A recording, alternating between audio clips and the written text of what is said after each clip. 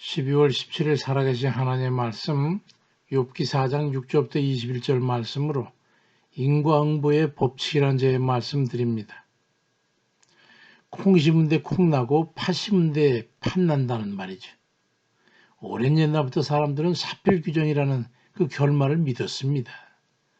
모든 일은 반드시 의로운 결말을 맺게 된다는 그런 생각 때문에 수많은 우여곡절 속에서도 때로는 죽음도 불사하는 그런 삶을 살 수 있었던 거지.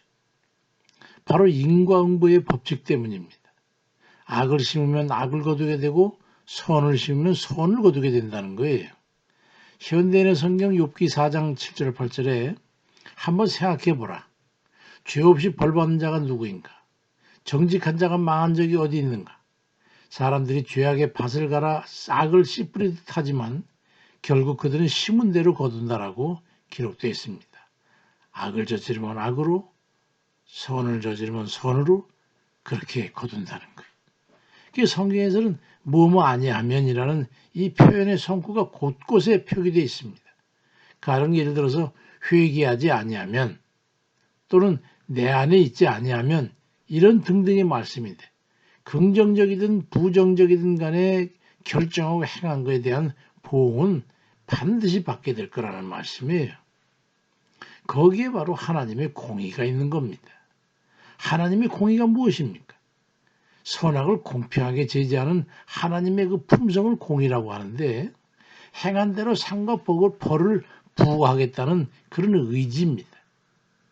지은 죄에 대해서는 반드시 벌을 받게 할 것이고 의로운 행위에 대해서는 그에 합당한 상을 주시겠다는 거예요. 이 인과율은 그 누구도 예외될 수 없는 게 바로 하나님의 공의입니다.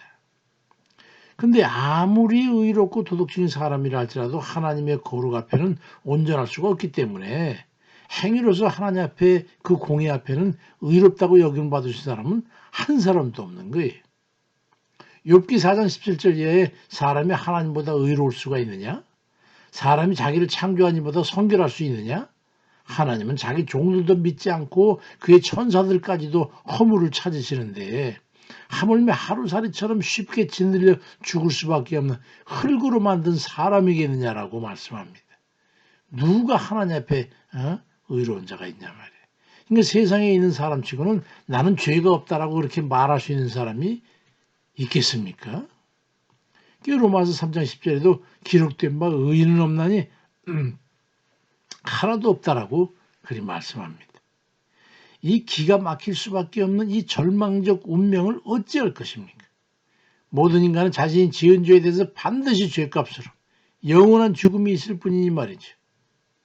죄와 벌을 율법으로 정하신 여호와 하나님께서조차도 이 법칙을 깨뜨릴 수가 없어요. 공의를 어길 수가 없기 때문에.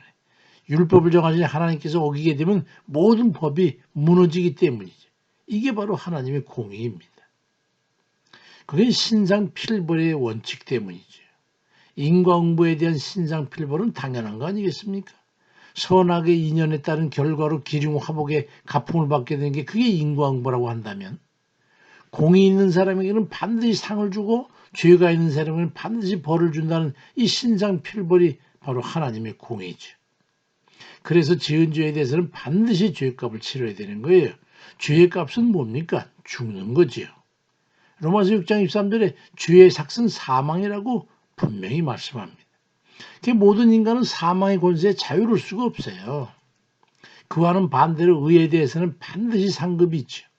죄값은 죄와는 전혀 무관한 하나님이 죄인과 같은 육신의 몸을 입고 오셔가지고 대신 죽어주심으로 우리의 그 죄값을 선행적으로 이미 해결해 먼저 놓으시고 누구든지 하나님의 아들의 대속의 죽음이 자기 자신의 죽음이라고 여기는 그 믿음을 가지는 이들에게는 그를 의로 인정하시겠다고 하셨어요.